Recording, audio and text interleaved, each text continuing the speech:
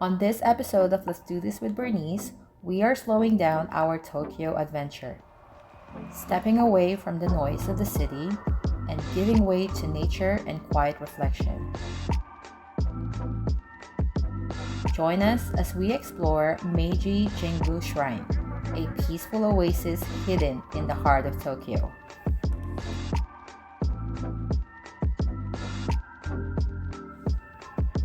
As we exit Harajuku Station, the entrance to Meiji Jingu is just a few steps away.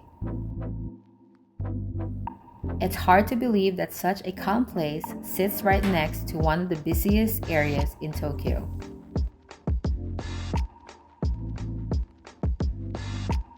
This is the first Torii gate. Torii gates mark the transition from the everyday world to a sacred space in Shinto.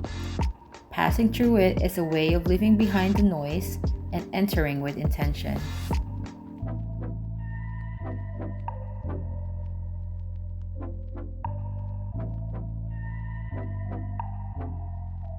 There's a visitor center along the way with washrooms and a small place to rest before heading deeper into the shrine.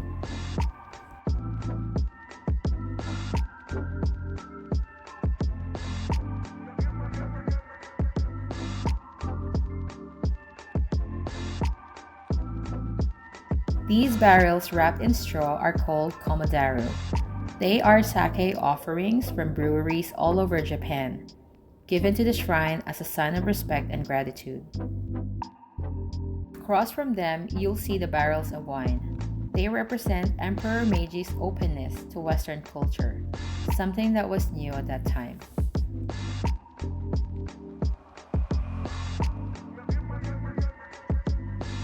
As we continue walking, we pass through the second Torii gate. Each one marks a deeper step into the sacred area of the shrine.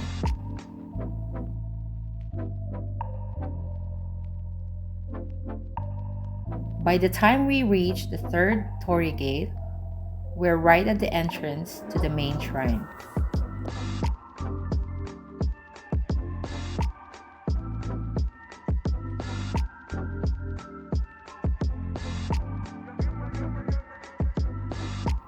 Before entering the main shrine, visitors stop here to cleanse their hands and mouth with water.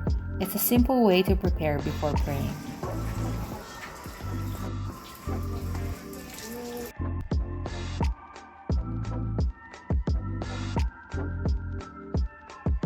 Walking these paths, it's actually interesting to think that people have been coming here for generations, for many of the same reasons we are today.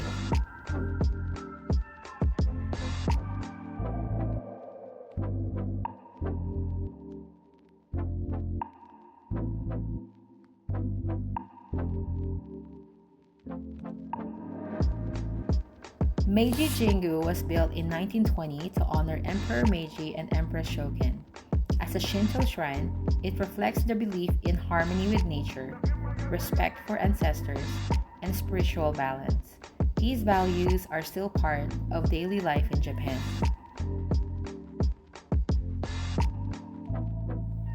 At the shrine, people come to pray.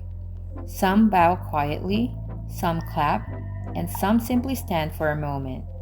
Most people visit to ask for health, peace, success, or good fortune.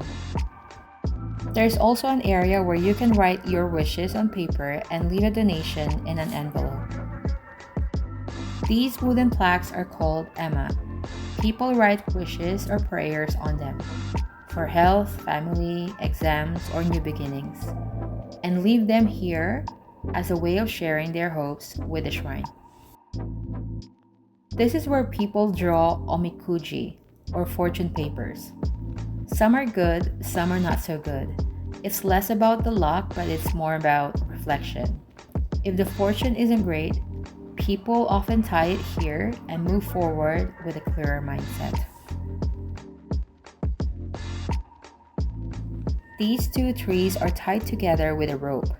Many people see them as a symbol of connection and harmony.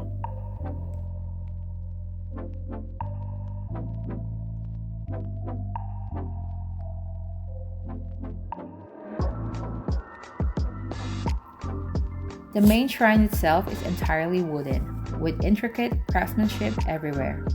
The posts, beams, walls, ceilings, and lanterns are all carefully designed, simple, balanced, and intentional. If you enjoyed this walk through Meiji Jingu Shrine, please like the video, subscribe, and turn on notification. You can find our other Japan travel video links in the description below. Thanks for watching. Let's do this with Bernice. Bye for now.